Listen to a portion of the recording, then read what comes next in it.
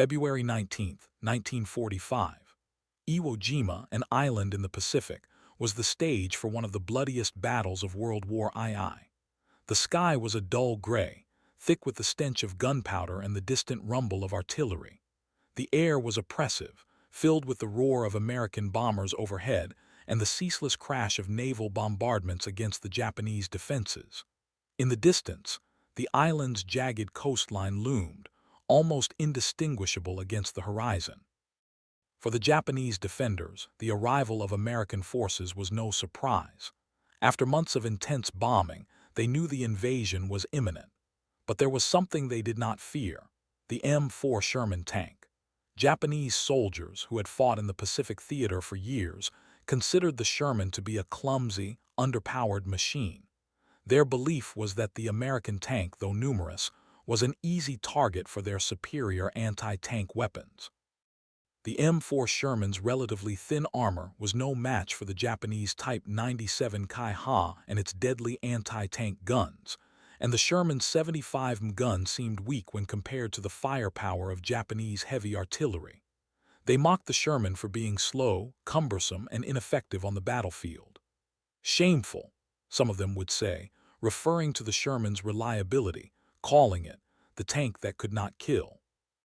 In the defense bunkers of Iwo Jima, Japanese officers scoffed at the thought of the Americans using such a machine against them. The Shermans were seen as no more than mobile pillboxes, easily neutralized by well-placed shots from Japanese infantry and artillery. The thought that these tanks could have any significant impact on the battle was dismissed by the soldiers on the ground. They had faced American tanks in previous battles, and they had survived. Why should Iwo Jima be any different? As the American forces prepared to land on Iwo Jima, the Japanese defenders were confident in their fortified positions. They had prepared for a bloody fight but believed that their tactics and superior weaponry would prevail. The tanks, they thought, were just another obstacle to overcome. Little did they know that this attitude would soon be tested in the most brutal of ways. February 19, 1945. The sun barely rose over Iwo Jima as the first wave of American assault troops made their approach. The landing craft cut through the surf, their engines growling as they neared the black sand beaches. On board, Marines gripped their rifles, their faces hard with determination, their bodies tense with anticipation. Overhead, the familiar rumble of the landing force's naval guns shook the earth. On the beaches, the Japanese defenders were ready, hidden behind bunkers and camouflaged pillboxes that dotted the landscape like silent sentinels. The air was filled with the deafening noise of battle as Marines stormed ashore, immediately met with heavy fire from the entrenched defenders. Yet, amidst the chaos of the initial landings, one thing was about to stand out: the M4 Sherman tanks. As the Marines pressed forward, a line of Shermans rolled onto the beaches, their massive tracks chewing up the sand. These were not the Sherman tanks that the Japanese had laughed off months earlier. No longer were they the underwhelming machines they had once dismissed. These Shermans were specially outfitted with flamethrowers, bulldozer blades, and extra armor, designed to survive the harsh terrain and deadly conditions of the Pacific theater. At first, the Japanese soldiers watched in disbelief as the M4 Shermans moved forward under the cover of Marine infantry, the low growl of their engines rising above the cacophony of the battle. Their mockery seemed misplaced as these tanks tore through the defenses, reducing bunkers and pillboxes to rubble with their high-explosive shells and flamethrowers. The Japanese infantry quickly realized that their initial overconfidence was misplaced. The Sherman tanks were not slow targets. They were relentless and terrifyingly effective. The flame-spitting tanks drove up the beach with such force that entire sections of the Japanese defensive line were rendered useless. The Japanese anti-tank guns, originally thought to be a reliable countermeasure, found themselves ineffective against the new tactics employed by the Americans. While the Shermans were still vulnerable to well-placed shots, the Marines' ability to use infantry support to shield the tanks made them a formidable force. In this new reality, the tanks were not just artillery pieces. They were mobile fortresses, taking the fight directly to the heart of the Japanese defenses. Japanese soldiers who had once laughed at the Sherman now realized the depth of their mistake. The very machine they had underestimated was now at the forefront of a brutal, relentless assault. No longer was it an easy target. It was an instrument of destruction that would not be stopped by mere mockery. February 20th, 1945. The battle for Iwo Jima raged on as the American forces, supported by their Sherman tanks, began to push inland. The island, though only 8 square miles in size, was a maze of volcanic rock, caves, and tunnels. The Japanese defenders had dug in deep, hiding in the island's natural terrain, making the fight increasingly difficult for the Americans. As the American tanks pressed forward, they encountered the complex network of Japanese fortifications. The Shermans were not invincible, however. The Japanese soldiers, who had now realized the true potential of their American counterparts, adapted quickly to the new challenge.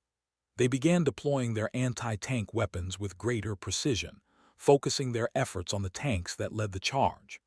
The Sherman's initial successes started to slow as the Japanese deployed more potent anti-tank measures. One of the primary threats was the Japanese Type 97 Kaiha medium tank, which, while outdated by this point, was still formidable in close-quarters combat.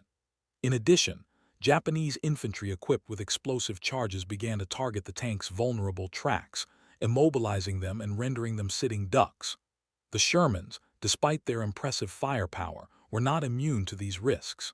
Yet, despite these setbacks, the M4 Sherman remained a powerful force on the battlefield. The Marines used the tanks in tandem with infantry support, their firepower and mobility proving essential as they cleared the way through the island's rugged terrain. The Sherman's flamethrower variants proved particularly effective in flushing out Japanese soldiers hiding in caves and bunkers. The tank's ability to maintain momentum, even under heavy fire, helped to keep the American assault moving forward. On the front lines, Japanese soldiers who had once mocked the Sherman were now faced with its raw destructive power. The tanks, once seen as a nuisance, had become one of the most feared weapons of the battle. As the Marines advanced, the tanks led the way, bulldozing through bunkers, reducing fortified positions to rubble, and incinerating any Japanese soldiers unlucky enough to be caught in the open. The battle for Iwo Jima was not one-sided, and the Japanese resistance was fierce. But with each passing hour, the M4 Shermans proved their worth.